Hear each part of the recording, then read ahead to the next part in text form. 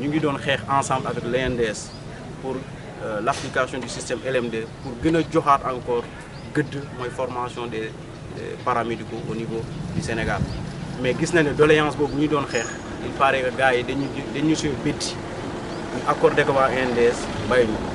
te nag INDS ñi nag ñoom ñoo bokk même concours bu ñuy def pour recrutement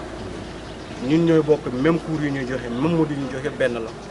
mais ñoom dañ leen a accordé ñu rattaché leen ci l'enseignement supérieur ñun ñu bàyyi ñu loolu moo ñu métti nag boo tax ñun ñëpp ñu jóg fii pour ñu ne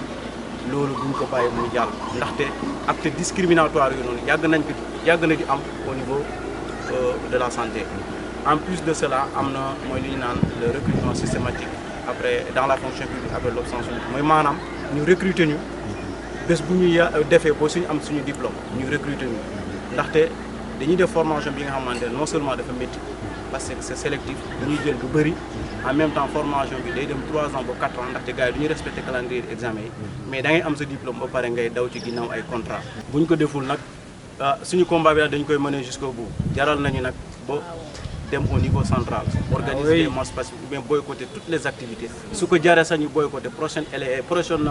examen certification bu di ñu dinañ ko def ndaxte jaral nañu au niveau de Tamba troisième année bi nous sommes au nombre de 14 8 infirmiers 6 sages-femmes